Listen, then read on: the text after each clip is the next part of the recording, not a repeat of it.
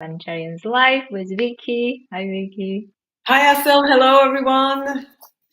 So today and this month, actually, we've decided to talk about just toxic environments, toxicity that we tend to speak a lot about in our industry, in our sector. So that's why the way that we've been thinking about dividing these topics is today talking about the overview of who it is and what it is that we're talking about. And then going into the next weeks, we'll be talking about what to do in case you find yourself in the victim role, what you do in case you find yourself in the observer role or the mediator role. So these are the specific aspects that we will be talking about and addressing. So today, let's start, Vicky, talking about the environment and who we consider toxic, right? So let's like zoom in and as Mhm. to what would you consider a toxic environment? What elements would you say Mhm. it entails? Yeah. Let's go there. Yeah, I think that's a very good question because I think we really need to be clear about when we talk about toxic environments or toxic person or toxic culture, because first of all, they're all linked. There is no toxic person without toxic environment. But also, I think it's very important to actually clarify what are we talking about, because I think it can be also this word. I think it's also might be abused because Yeah. you can label anything toxic. I believe the toxic environment is an environment where a person is not feeling psychologically, physically, or psychologically safe. That the person cannot perform their duties effectively with support, and there is really some sort of persistent, I don't want to say disturbance, but real some sort of a extreme hindrance that does in a form of an environment or in a form of a person that really doesn't allow this person to really work and use all their skills or their capacities and to do the work effectively. So I think that's a very sort of a large scope, and there can be a lot of things that can be put in it, but I would put it as a first description before we go deeper. Mhm. What about you? Okay.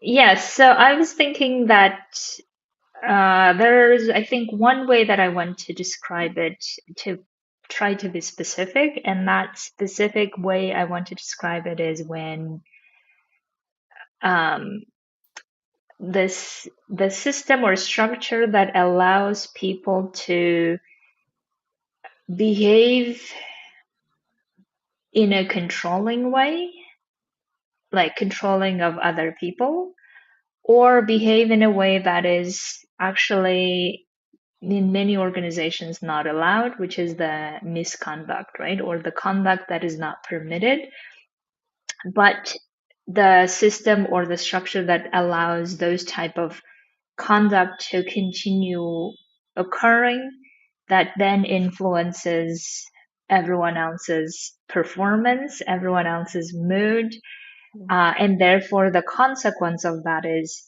where people tend to focus on things that actually not the main thing. In Mhm. other words, not focus on the delivering of assistance or delivering of or advocating for the rights, whatever the main task that we all have, right? That we don't tend to focus on those things, but rather on um, emotional back and forth Mhm. and like contagion that we try to clear up and the frustrations and the draining energy that we try to clear up. And by the time we get to actually working on the things, then we don't have energy, we don't have time, or we don't have the belief or the faith that this will work because of all the energy that we have spent on fighting Mhm. over basically how to do things, what to do, right? This is how I would say it. Yeah, yeah. I think it's a fantastic description that you put all your energy into, not into the work or into Yeah. your job that you're given, but actually Yeah. managing and surviving the environment. So I think Yes, exactly. right. So I think it's super important to Yeah. give this description, and I think most of us have been there at some Yeah. point. Yeah. And if we went a little further to talk about what it can be all sorts of harassment. It can be singling out a person. It can be Yeah. non-inclusion and and like not allowing people to contribute. Yeah. It can be discrimination. It can be so many different things if we Yeah. want to name them that can be toxic. Yes.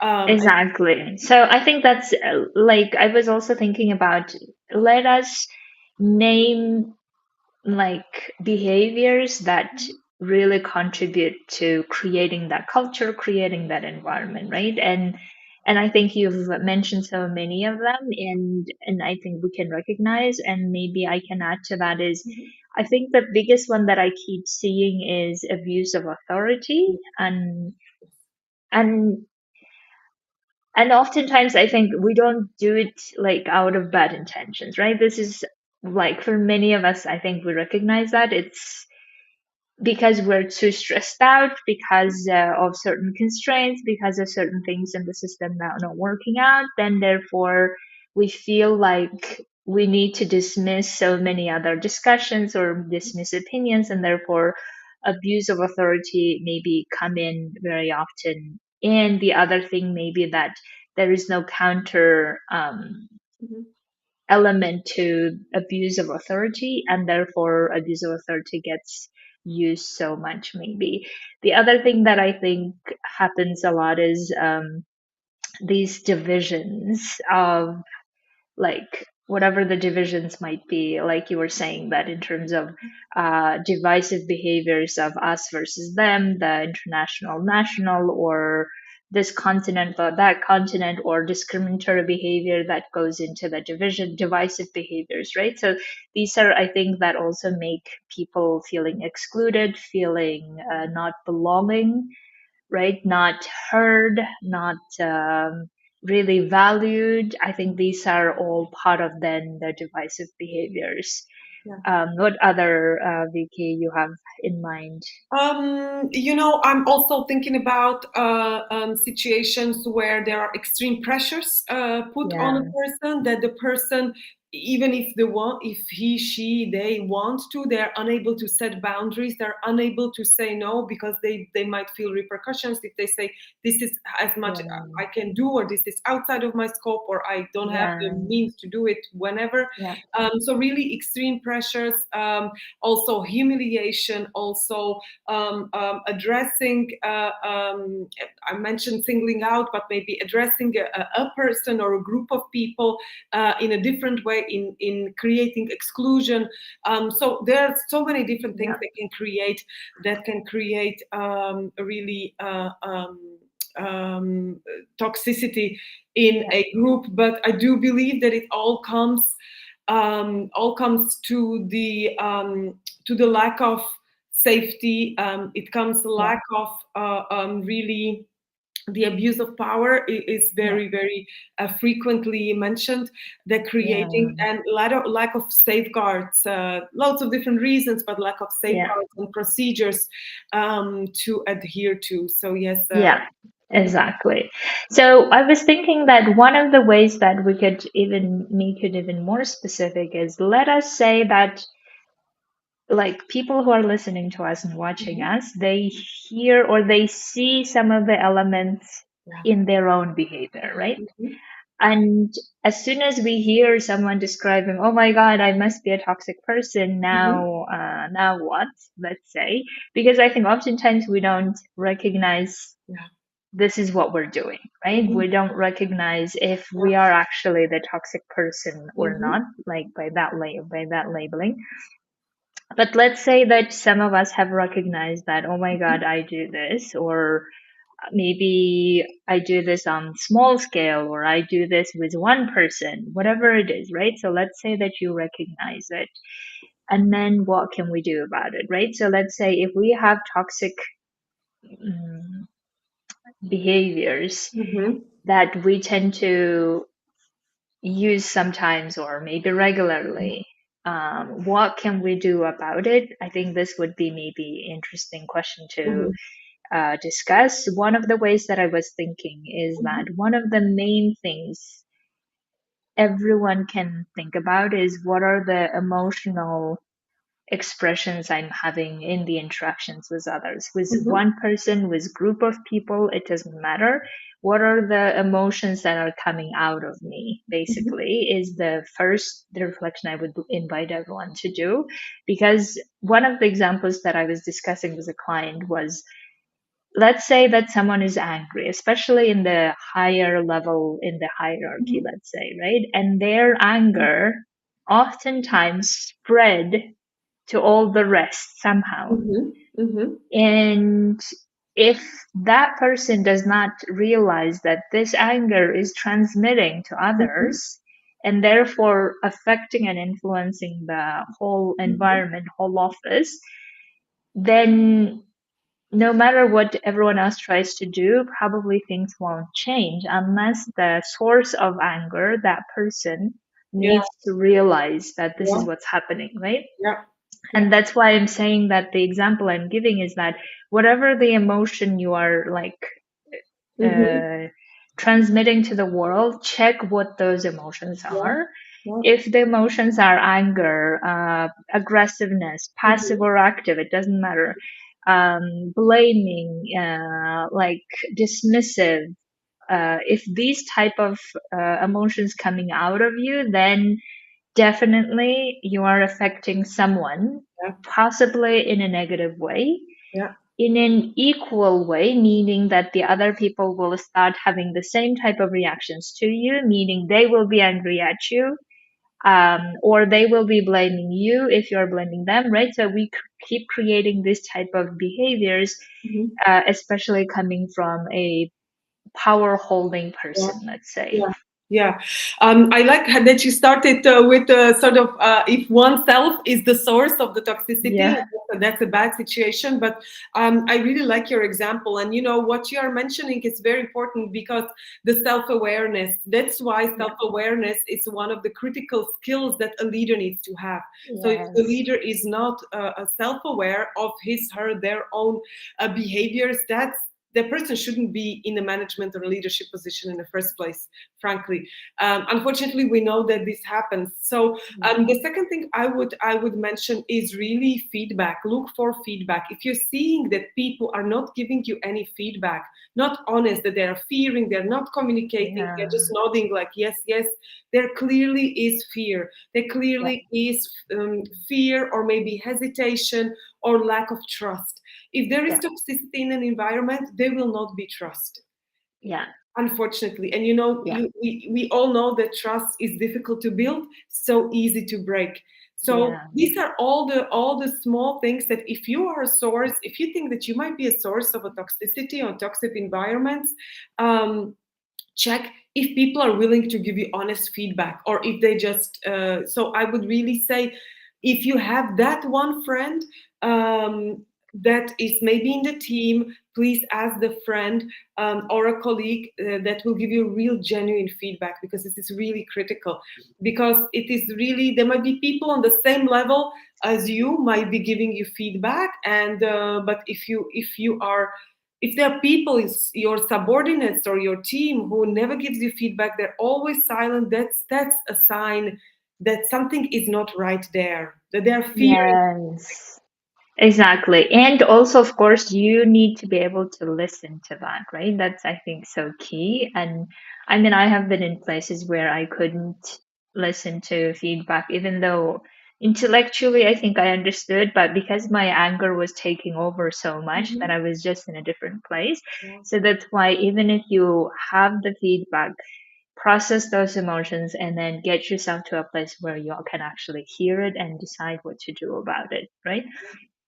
The other thing that I wanted to mention here is that if you are feeling this anger, let's say at someone else or at group of people, whatever it is, let's say that's one of the behaviors that you notice within yourself, that that's what you're doing. ask yourself if you feel entitled to be angry. And this is, I Mhm. think, I'm noticing more and more is that there is seems to be this sense of if someone else is not doing their job or they're not doing the job the way that I think they should be doing that job, then I am somehow entitled to be angry at them, Mhm. Mhm. right? And while in personal relationships we may have this, I don't know, type of conversations, at work relationship, I'm challenging people to think if we are really entitled to be angry at others Yeah. and what's the consequences of that Yeah. as well, right? Because I think by being angry, even if let's say we feel justified to be angry, Mhm. what are we creating in the end, right? We're probably breaking more bridges, more things, and we have no way to discuss things in calm way. We have no way to understand why things are not being done the way we think they should be. Have no way to have the hearing ears or create a space for the other person to actually say the things of why things are not working. And therefore we have just the tendency to destroy things rather than Yeah. build, right? So therefore, knowing how damaging anger can be, even though in some instances anger may be useful, but anger usually at workplace tend to be very damaging. And therefore check with yourself why you feel you are entitled. And if you understand that that's not going to serve you, then what can you do instead? Yeah, very very important points. As you say that anger, there is nothing positive that's gonna come out of anger in relation with your team or in Yeah, relation with the people. So that's really important. And as you say, if you are angry, it's important to actually step back and not to deal yeah, with people until you have the opportunity to calm down and listen. yeah, You said it very yeah, correctly. Listen and hear without self-defense, without really yeah, self-explanation, your reasons, because you will never be able to understand the reasons. Uh, yeah, and hearing the feedback if somebody yeah, actually wants to give you feedback. So yeah. yeah. Exactly. And I think what you were saying before about like safety and I think anger also comes from being triggered about certain things, right? So we all have our ways that we can get triggered, and obviously that's something that we need to work on it individually without making this a problem of everyone else, basically. And for instance, I know from my own experience as a manager that I used to be triggered a lot when people counteracted to me or when people Mhm. disagreed with me, right? I Mhm. would immediately have this reaction of anger, even though I could see, like, intellectually that doesn't make sense, but I Mhm. would still have those Yeah. reactions, right? So therefore, this is something that had to do with my own past history of the family and all the things. So I needed to work on that.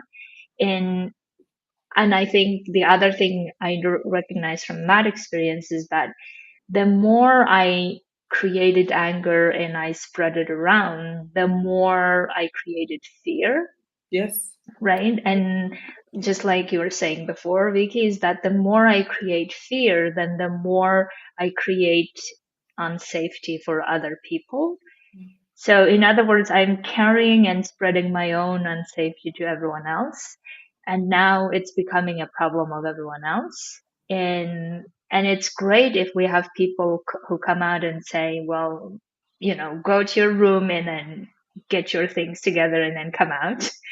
But rarely when people are in fear situation, they're going to say that, Yeah. right? And therefore, we create this ripple effect of things Mhm. that we probably intentionally don't want to, Yeah. but because we feel triggered in those moments, we tend to behave ways that we otherwise wouldn't, right? So that's why it's so key that we recognize maybe one or two areas that we need to work on, that we need Yeah. to like course correct in the future. Yeah. And that's something that you can always focus on, Mhm. even though you recognize it, that this is what, even if you recognize only now that this is what's happening. Yeah. Yeah. I would add to this that what this scenario is also a scenario where it seems that this has been happening a few times. So Yeah, if you that this is not a first yeah, occurrence of this. So yeah, if this is happening the first time, second time, it's still, you will still have some feedback from people. If this has been happening for a Yeah. while, then obviously that already there is the toxicity is probably Yes. strong, and there is fear, and not good Yeah. environment. So it might also happen that there is the people will be leaving, wanting to leave that environment. They will Yeah. try to avoid. There will be all sorts of things happening where people don't want to be dealing with this. They want to just maybe shut down and do their job without Yeah. the need to get involved. So you will be also noticing things like that. I think Yeah. nothing is lost as long as you realize and there is a will to, real to correct. Yeah. But it might take a little longer than if this is the first occurrence of this. Yes, absolutely. And also, I think it's important that you recognize the effect of it for your own life as well, right? So, whether at work life or outside of it, you will notice that this will probably come up in your personal life as well. And sooner or later, you need to address it basically before it's too late, right? Too late being when someone already reporting you or you created so much problem that you need to be now transferred, whatever those consequences that we don't want to have anyway. So therefore, I think it's always good for every one of us to recognize, okay, am I really exuding or having those behavior or emotions that would create toxicity in the work environment? If so, what could they be, right? Like having a very honest conversation with yourself, and then also see what is your role in the organization and how much of the effect it can have on other people, even though you believe that, oh, everyone's happy, everyone's smiling at me, and they love me, right? We want to believe a lot of those things, which is amazing. But at the same time, they may also be equally indicators of, like Vicky was saying, that not saying the truth of what's happening or not saying their opinions of professional opinions because they fear that you will not hear, you will be angry at them, or you will be aggressive or whatever it is, right? So therefore, they rather spare and go into the like harmony type of environment Yeah. where everyone somehow get along, but then all underneath it, a lot of things going on that we are not openly, honestly sharing with each Yeah. other. Yeah. I would also add here, Asel, is that one thing that when you, as you are realizing these emotions with you, these trigger emotions, it's important to realize what is the trigger. What are the Yeah, moments? I mean, then you can spend some time outside really identifying why is it happening, yeah, but really, what are the moments? Because things that are going to, or situations that are, or topics that are going to trigger you. yeah. Or personalities, right? I think I notice as myself that I get certain personalities that I'm immediately, before even having a relationship, I'm already like, oh my God, like I may have these judgments, right? Of, oh, I don't like this person already, or Mhm. I don't think this person is capable, or whatever the judgments I may have, I already need to notice them, because if I don't notice and do something about them, then they will influence my further communication Yeah. with that person. Right? Sometimes it may be a great surprise and then you're like, oh, I love this person, but sometimes it may be those type of judgments that keep influencing your behavior towards the other Yeah. person. And that's why it's so key that we need to check with ourselves what is our triggering points, but also even if, let's say, we keep being triggered by that person or what they do, how can we still maneuver it towards the topic matter that we want to discuss and keep it on the subject line instead of making it personal? Amazing. Anything else that we need to say on that topic for now? Toxicity, I think there is just so much to discuss, but I would also like to say is that I think, as I mentioned, all of us have been there in this kind of environment at some point, and unfortunately, I do think that in the aid sector and development sector, there there are instances it's not free from toxicity. Unfortunately, I do have quite a few clients who are suffering or who are in these situations. So again, there are things that we can do on an individual level if we are, and we will talk about it next time, as a victim. But of course, it's very important that the system realizes that the organizations put procedures and safeguards in place, because without it, you can work individually as much as you want. If there is no responsiveness and due diligence and safeguards on the organizational side, and that's really the thing that I think is lacking Mm. in quite a few organizations. Yes, absolutely. And I think like part of the ways that you can also think about for yourself is what are the system or what are the structural mechanisms that you want to use that you can use or that you trust?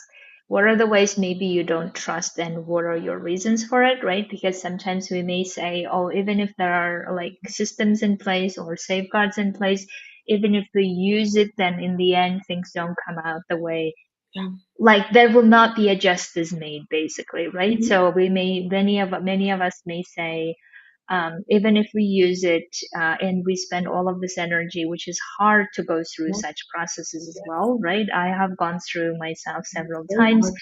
It Hmm. is very hard, especially if you are on the receiving end of things, right? So therefore, you also need to gauge for yourself what is your resources in those moments, right? And how do you want to use them? When do you want to use them?